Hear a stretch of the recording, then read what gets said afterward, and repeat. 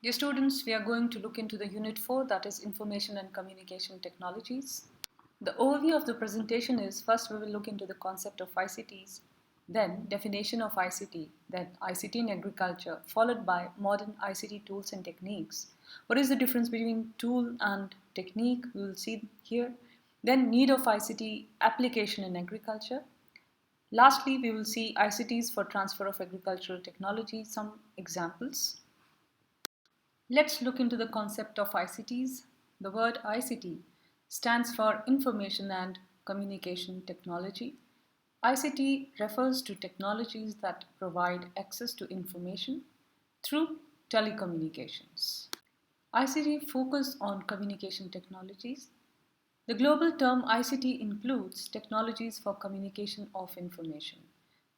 ICTs includes any medium for recording and broadcasting of information.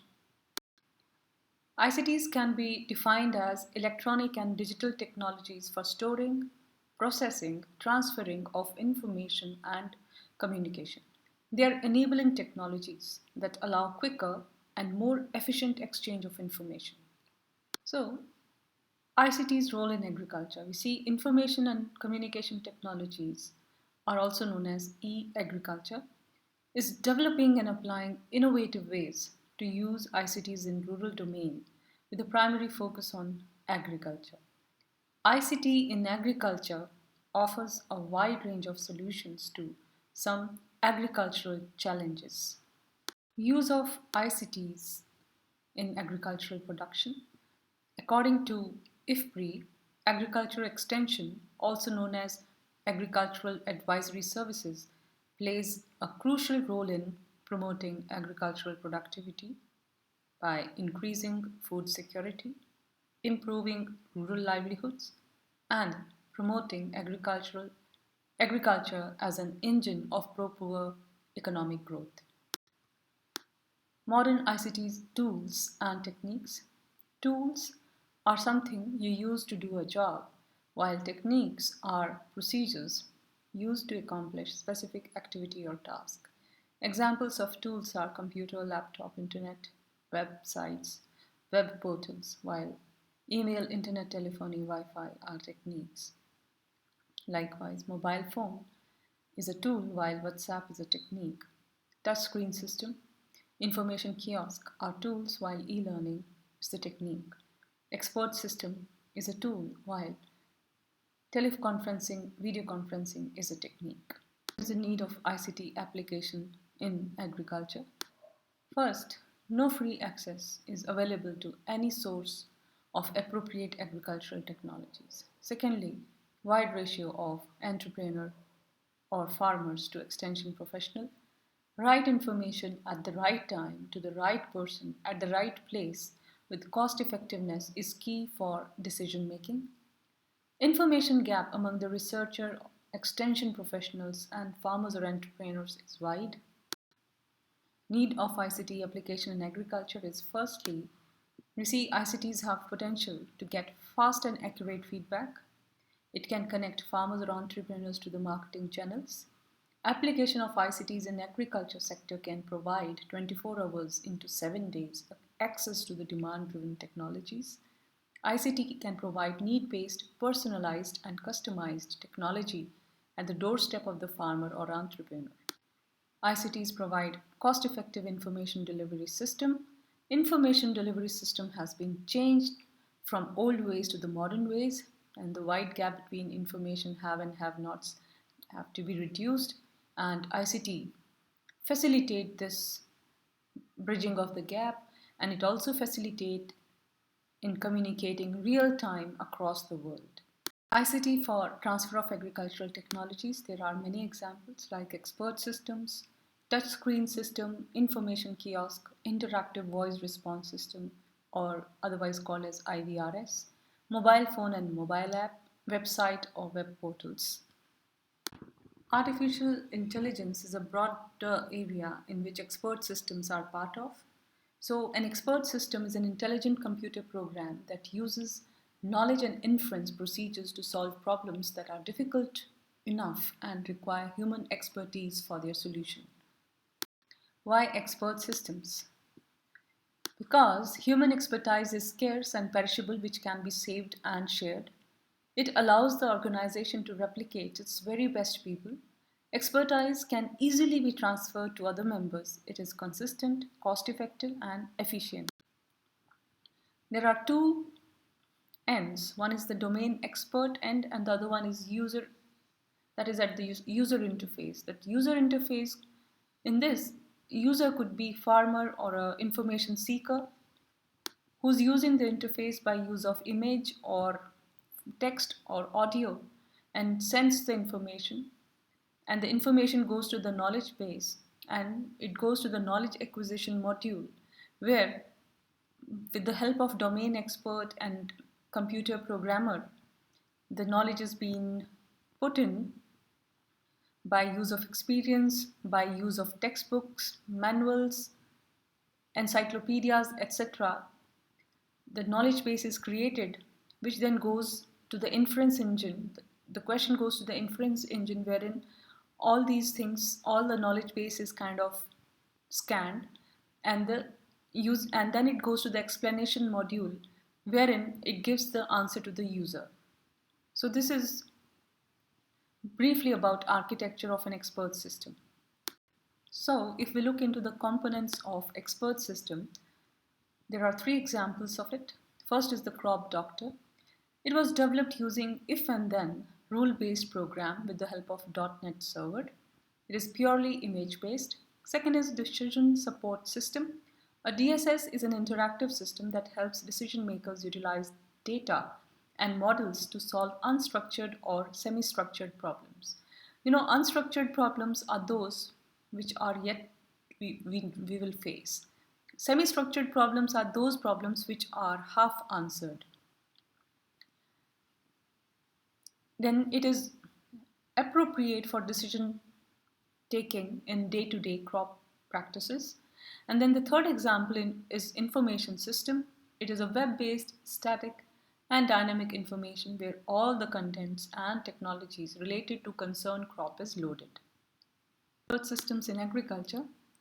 There are so many examples like rice crop doctor, rapeseed mustard expert system, wheat expert system, maize expert system on mushroom, weed control system, expert system for sugarcane, banana, cattle and buffalo, sheep and goat, and even on poultry. Touch screen system. What is a touch screen kiosk? How the information get available on the kiosk? What is the present application of touchscreen systems and how touchscreen can be used for agriculture sector? Let us have a look at that. Information kiosks. It is generalized term, and information kiosks are the public installations wherein computers are installed to make services accessible to the farming community.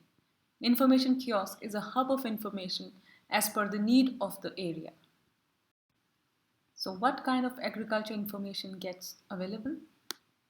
It's plant protection measures, then nutritional deficiencies and their management, symptoms of various pests and diseases and control, and video clippings on various agricultural technologies. These are the kinds of informations that get available. The major initiatives of ICT are ITC's eChopal, ISRO's Village Resource Centers, NDDB's, that is National Dairy Development Board's Dairy Information Service Kiosk, then MS Swaminathan Research Foundation's Village Knowledge Centers, lastly Rural Internet Kiosk Gyan Doot are some major initiatives. What is IVRS? That is Interactive Voice Response Service. It is a technology that allows a computer system to interact with humans through the use of voice and inputs via keypad. IVRS technology automates interaction with telephone callers. The system responds with pre-recorded or dynamically generated audios to further direct users on how to proceed. Look into the ICT initiatives via projects, location and content and the benefit. Then milk collection centers, which was the initiative of NDDB, and the location was Anand in 5,000 collection centers, and they put kiosk where the content was automatic weighing, and assessment of fat quantity and calculation of payment.